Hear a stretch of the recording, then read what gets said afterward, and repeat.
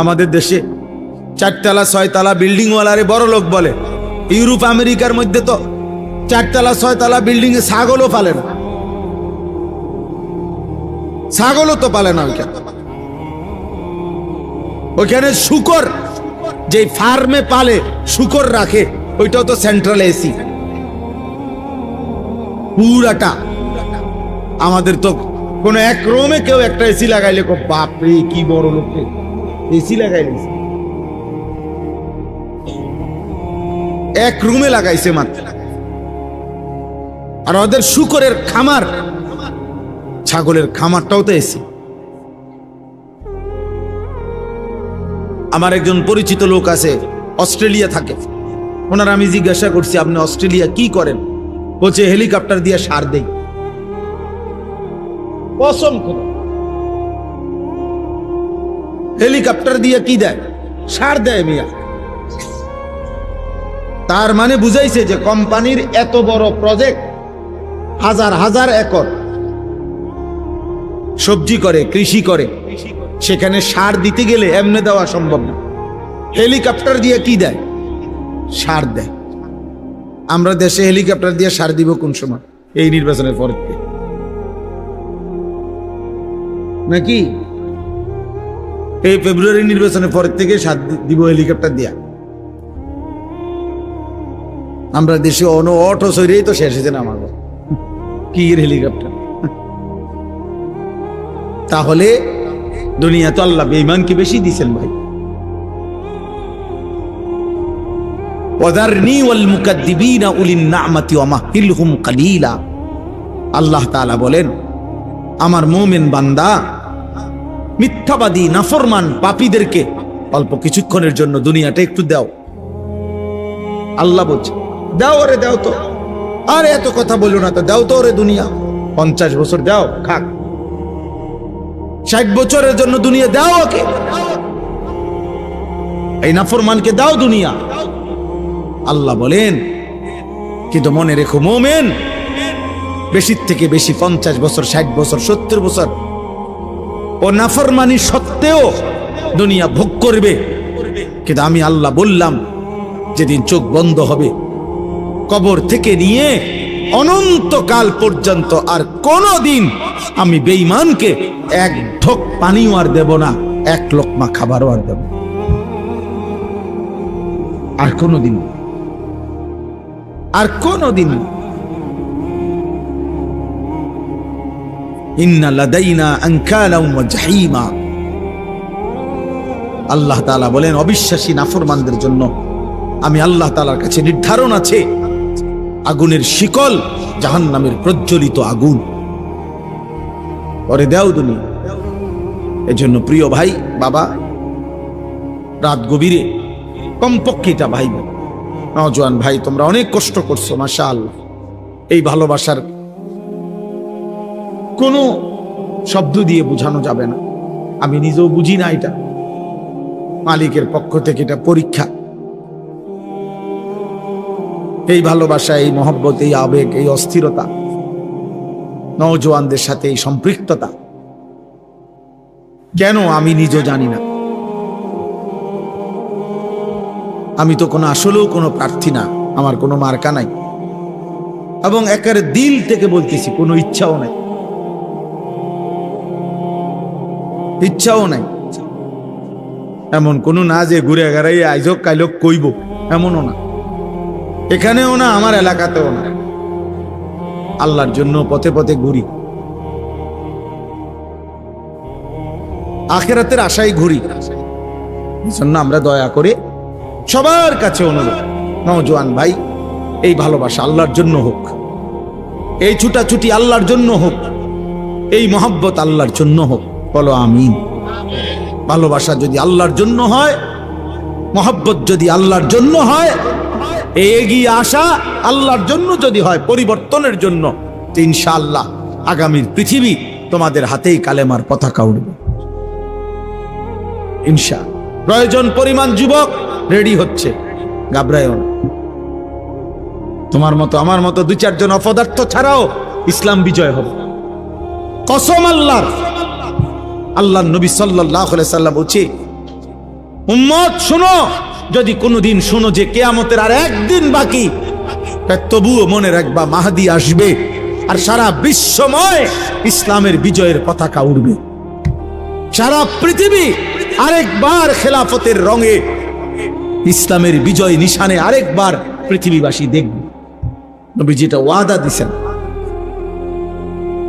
এজন্য যুবক ভাই আমার এই একটা লাইন কথা মনে রাখো, মক্কার জমিনে যেদিন আল্লাহর নবী সাল্লাল্লাহু আলাইহি সাল্লাম কালেমার দাওয়াত শুরু করছিলেন, সেদিন কিন্তু তিনি প্রত্যেকের কাছেই কালেমার দাওয়াত দিছেন, সমান গুরুত্ব দিয়েই দিছেন, কলিজার সবটুকু দিয়ে তিনি প্রত্যেকের কাছেই দাওয়াত দিছেন।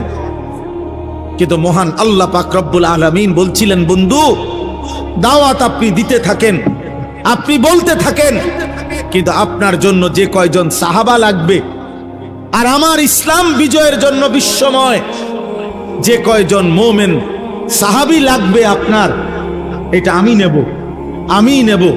লাগবে যে কয়জন আমি নেব, যাদেরকে আমি চাই নেব, যাদেরকে আমি চাই নেব না। আপনি বলতে থাকেন। এজন্য খুদার কসম নবীজি আবু জেহেলকেও কালেমার দাওয়াত দিছে, আবু বকরকেও দাওয়াত দিছে, আবু লাহাবকেও দাওয়াত দিছে, ওমরকেও দাওয়াত দিছে। আসমানওয়ালা রব আরশ আজিমের মালিক আল্লাহ বলছে, বন্ধু আবু বকরকে আমি নিলাম, আবু জেহেলকে আমি নিলাম না, ওমরকে আমি নিলাম, আবু লাহাবকে আমি নিলাম না, ওসমানকে আমি নিলাম, উতবাকে আমি নিলাম না, আলীকে আমি নিলাম, শাইবাকে আমি নিলাম না। অথচ আল্লাহর কসম এরা যেই বংশের সাহাবী, ওরাও একই বংশের বেঈমান। আবু জেহেলও কুরাইশ, আবু বকরও কুরাইশ, আবু লাহাবও কুরাইশ, ওমরও কুরাইশ।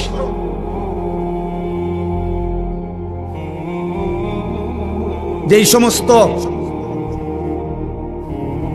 কথাটা শুনলা না, যে সমস্ত অপদার্থ মোবাইলটা এরপরও হাতে ধরে রাখলা, তোমার মতো বেয়াদব চলে গেলে ভালো।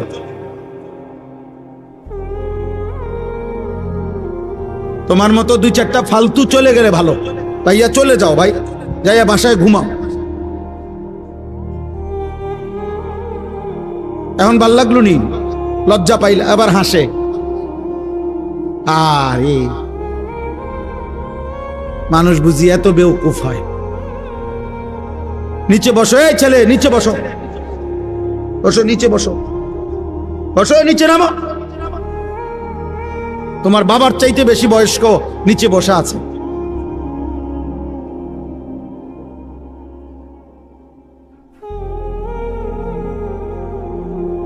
জি বাপ, অতএব এটা বুঝতে শিখো ভাই, একটা ছেলেই বুঝো। আমি বললাম না সবার সমর্থন দিয়ে আমি করবো কি, আমি তো ভোটে দাঁড়াইছি না।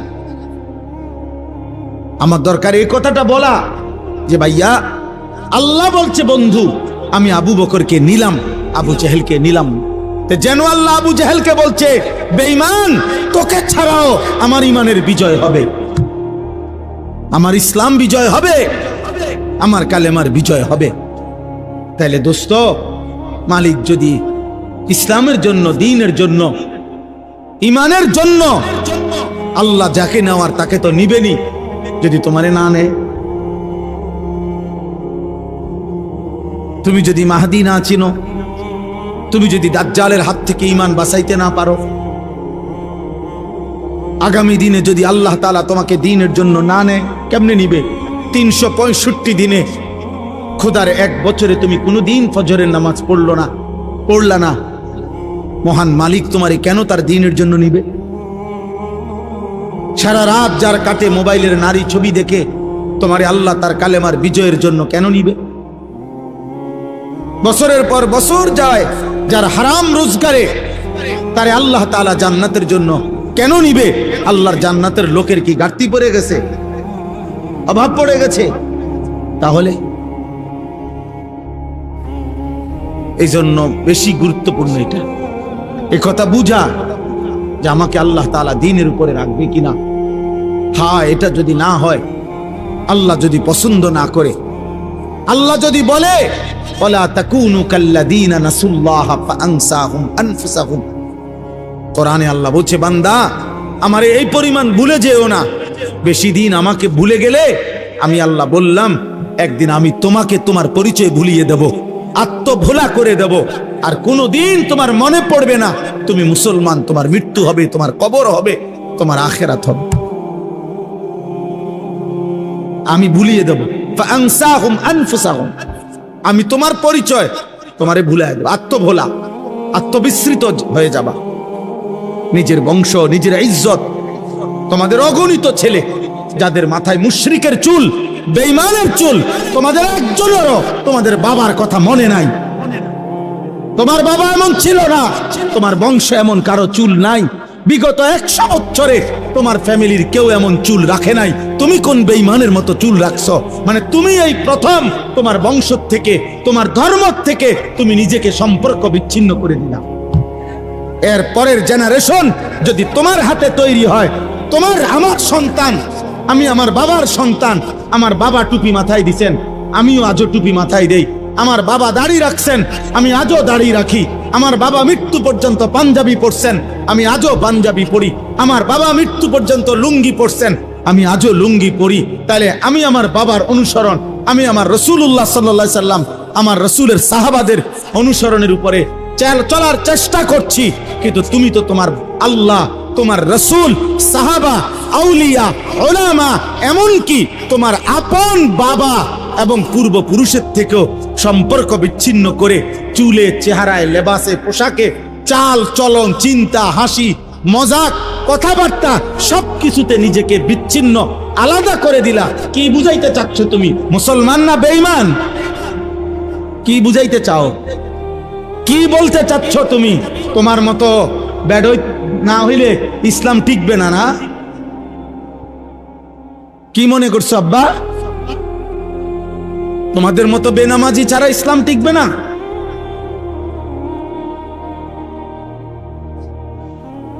গত আমলে বাংলাদেশের সমস্ত পণ্যের দাম উঠানামা করে। একটা পণ্যের দাম কমে আবার বাড়ে। আচ্ছা, এটা সবসময় একটা চলমান ধারা। কিন্তু যেই চামড়া বিক্রি করত স্বাভাবিকভাবে 2000-2200 টাকা, 2500 টাকা, কমসে কম 3000 টাকা, এইটারে সূক্ষ্মভাবে সিন্ডিকেট করে, কৌশল করে এই ফ্যাসিস্টের দোসররা গত আমলে কৌশল করে, পরিকল্পনা করে বলছে যে কওমি মাদ্রাসার হুজুরদের বছরে একটা বড় আয়ের উৎস চামড়ার টাকা।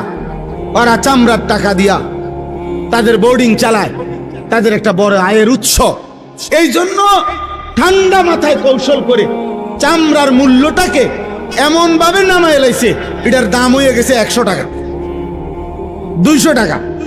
হাজার হাজার চামড়া কোরবানির, শত শত চামড়া ফেলে দিছে, মাটিতে গাইরে লাইছে। কেউ দাম নাই, কেউ নেয় না, ট্যানারিওয়ালারাও নেয় না। কত কওমি মাদ্রাসা ঢাকাতে, শহরে, বন্দরে চামড়া নিয়ে অসহায়ের মতো পড়েছিল। দুশ্মন ভাবছে, ষড়যন্ত্রকারী মুনাফিকরা ভাবছিল এতে করে কওমি মাদ্রাসাগুলো শেষ হয়ে যাবে। কিন্তু আজকে 17 বছর পরে ফ্যাসিস্ট পলায়ন করেছে, একটা কওমি মাদ্রাসাও বন্ধ হয় নাই, একটাও না। রিজিক জমিনে না, রিজিক আসমানে। কারো ষড়যন্ত্রে ইসলাম সূর্যের মতো।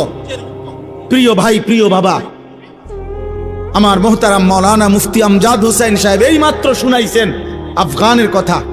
ইসলাম এটাই বলে, ইসলাম এক সূর্যের মতো, যে সূর্য যদিও এক জায়গায় ডুবে যায় কোনো কারণে কিছুক্ষণ, কিন্তু অন্য জায়গায় উদিত হয়। একই সাথে পৃথিবীতে কখনোই একই মুহূর্তে অন্ধকার হয় না। বুঝেন নাই? এই মুহূর্তে এখানে না অন্ধকার, বাংলাদেশে, সারা পৃথিবীতে এখন অন্ধকার। কথা বলেন, সারা পৃথিবীতে এখন সূর্য ডুবে গেছে না? পৃথিবীর কোথাও না কোথাও সূর্য আছে কিনা এখনো? অবশ্যই আছে, অবশ্যই আছে, অবশ্যই আছে। ইসলাম এমন সূর্যের মতো। কোন জায়গায় যদি কোন সময় কোন প্রেক্ষাপটে মুসলমান নির্যাতিত হয়, মুসলমান ব্যাপকভাবে যদি শহীদ হয়, শেষ হয়ে যায়, কিন্তু একই মুহূর্তে পৃথিবীতে ইসরাফিলের ফু পর্যন্ত কখনোই ইসলাম চূড়ান্ত একসাথে ধ্বংস হবে না, এটা আল্লাহর ওয়াদা। এই জন্য যদিও গাজা ফিলিস্তিনের মুসলমান রক্তের দরিয়ায় ভাসতেছে, কষ্টের দরিয়ায় ভাসতেছে, অভুক্ত হয়ে মরতেছে, যদিও রক্তর জমছে, শাহাদাতের খুন দিতেছে, দেখলে মনে হচ্ছে মুসলমান শেষ না। আল্লাহ বলছে আবার তাকিয়ে দেখো, আফগানে ইমানের সূর্য পথপথ করে উঠছে, ইসলামের সূর্য উঠছে। ইসলাম ডুবে নাই, ইসলাম হারে নাই, ইসলাম হারে নাই। সারা পৃথিবী একবার হলেও, গোটা ইউরোপ, গোটা উন্নত বিশ্বের সমস্ত পরাশক্তি একবার হলেও, একাকী হলেও কলজার মধ্যে একটা কাঁপ দেয়, শুধু একবার আফগানের নাম উচ্চারণ।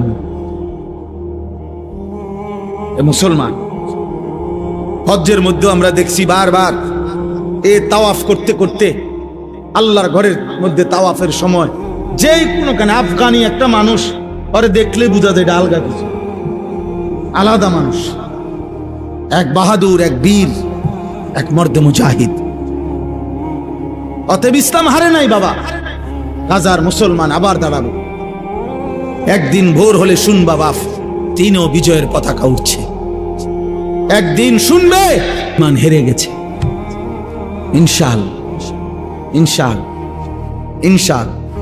ইমামে মাহদী ফজরের নামাজ পড়ে ঈসা আলাইহিস সালাম সহ দাজ্জালের বাহিনী আর ইহুদির বাহিনীর বিরুদ্ধে ফজরের নামাজের মুসল্লিদেরকে নিয়ে রওনা হবেন। কসম খোদার, এটাই কিতাবের ভবিষ্যৎবাণী যে ফজরের নামাজ পড়ে তিনি রওনা হবেন, আসরের ওয়াক্তেই মসজিদে আকসা সহ আল্লাহর দ্বীন বিজয় করে ফেলবেন। হ্যাঁ হ্যাঁ, ইমানের বিজয় হবে, ইসলামের বিজয় হবে, আল্লাহর কালেমাই থাকবে, তুমি থাকতা না। চরিত্রহীন থাকবে না, লম্পট থাকবে না, নারী লোভী থাকবে না, জিনাকার ব্যভিচারী থাকবে না, অসৎ জুয়ারি থাকবে না, মদখোর আর নেশাখোর আর গাঁজাখোর থাকবে না, তোমার নাম পৃথিবীতে থাকবে না। কোন নাফরমানের নাম থাকে না রে বাপ। ফেরাউনের নাম আজ পৃথিবীর কোন কুত্তার নামও নাই। পৃথিবীতে কোন কুত্তার নাম ফেরাউন কেউ রাখে না। পৃথিবীর কোন কুত্তার নাম কেউ নমরুদ রাখে না। পৃথিবীর কোন কুত্তার নাম কেউ আবু জাহেল রাখে না। পৃথিবীর কোন কুত্তার নাম কেউ আবু লাহাব রাখে না। অথচ ইউরোপে, উন্নত বিশ্বে তারা কুকুরের নাম রাখে, কারণ কুকুর ফালে, তারা নাম ধরে ডাক দেয় কুকুরে, টম, জেরি, গুলা নাম ধরে। বেঈমানের নাম থাকে না, নাফরমানের নাম থাকে না। তুমি নষ্ট হইও না বাপ, তুমি ভুল করছো, তুমি ভুল করছো। এই চুল তোমার ইজ্জত দিবে না, এই চুল তোমার অপমান করে। তোমাদের যাদের মুশরিকের মতো চুল, এটা তোমার অপমান করে। বেঈমান তোমাদেরকে নিয়ে হাসে ওইখান থেকে বৈশা, আর হাসে, দেখো ওর নাকি আল্লাহ বলে রব, ওর নবীর নাম নাকি মুহাম্মদ সাল্লাল্লাহু আলাইহি সাল্লাম, ওর ধর্মের নাম নাকি ইসলাম, ওর কিতাবের নাম নাকি কোরআন, ও নিজে বলে নাকি ও মুসলমান। অথচ এই পর্যন্ত 3 বছরে ওরে যতটি ডিজাইন দিলাম চুলের, ও সবটি গ্রহণ করলো। ওরে যা দেই ওই তাই নেয়। ওরে নারীর ছবি, অস্থির দৃশ্য, উলঙ্গ অস্থির দৃশ্য যা দেই, নাফরমান সব নিচ্ছে। ওই কিসের মুসলমান? আহ, বেঈমান হাসে আমাদেরকে, দুশ্মন হাসে, দুশ্মন হাসে। আমাদের মায়েরা, আমাদের বোনেরা যখন বেপর্দা হয়, দুশ্মন হাসে। অথচ ইসলাম সেই জাতি, যে জাতির এক মা, নবীর এক মহিলা সাহাবী, যুদ্ধের ময়দানে ওনার ছেলে শাহাদাত বরণ করছিলেন। শহীদের পবিত্র লাশ, ছেলের লাশ খুঁজবার জন্য উনি পর্দায় আবৃত হয়ে চেহারা মুখ দেখে তো লাশের মধ্য থেকে ওনার ছেলের লাশটা খুঁজতেছিলেন। তখন ওইখানে আর লাশ ছাড়া কিছু নাই, জীবিত কোনো মানুষ নাই। তো পিছন থেকে একজন সাহাবী ওনাকে বলছে, হে মা, এগুলা তো সব লাশ, এখানে তো কোনো জীবিত মানুষও নাই। আপনি মুখের কাপড়টা একটু খুলে আপনি ভালোভাবে দেখেন, আপনার ছেলেকে তালাশ করেন। আপনি তো অনেকক্ষণ ধরে খুঁজতেছেন, ছেলের লাশ পাচ্ছেন না। আবু দাউদ শরীফের হাদিস, বিশুদ্ধ হাদিস। ওই মা চিৎকার করে আওয়াজ করে বলছে, ইন আরজা ইবনি ওয়ালাম আরজা হায়াই। হে ঈমানদার, আমি তো আমার সন্তান হারিয়েছি, আমি আমার ইজ্জত, আমার সম্ভ্রম, আমার হায়া, আমার লজ্জা তো এখনো হারাই নাই।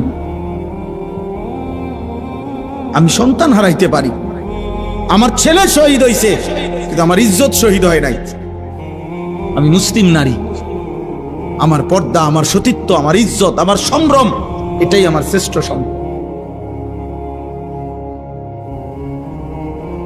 অতএব আমি অনুরোধ করছি, গান, বাদ্য, অশ্লীলতা, বেহায়াপনা, অসভ্যতা, উলঙ্গতা, এই খামখেয়ালি কৌতুক, হাসি, ঠাট্টা, মজাক, মোবাইলের এই বেহুদা ছবি তোলা, জীবনটা এমন ভাবে, এমন সুন্দর হায়াত, প্রিয় ভাই আমার, নষ্ট করে দিও। আমার মাঝে মাঝে মন চায় তোমার থেকে কদ্দুর সময় আমি যদি হাওলাত নিতে পারতাম, আমারে যদি তোমার থেকে কদ্দুর দিতা, আমার ভীষণ দরকার। সারাটা দিন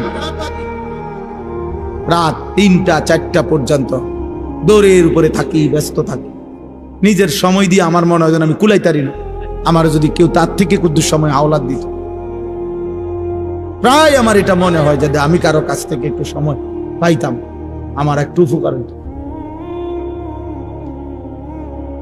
তাইলে এই জন্য অনুরোধ করছি আমরা, আজকের এই কিশোর ভাই, নওজোয়ান ভাই, আমি 2টা আয়াত শুধু তর্জমা বলি, তাইলে আমার কথা শেষ।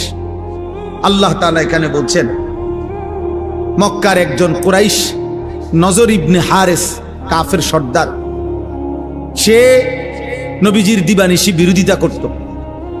বিরোধিতার ক্ষেত্রে মক্কার সব বিরোধিতাকারীরা নিজেদের মধ্যে আলাপ করত যে আমরা যে যাই বিরোধিতা করি মুহাম্মদের, সে যখনই লোকদের সামনে তার এই কোরআন পড়ে, মানুষগুলোর দিল নরম হয়ে যায়, আস্তে সে দুর্বল হয়ে যায়, কালেমা পড়ে মুসলমান হয়ে যায়। কোরআন শরীফের এই সুন্দর আওয়াজ, এই সুর, কোরআনুল কারীমের এই তেলাওয়াত, এর ব্যতিক্রম কিছু আমাদের কাছে নাই।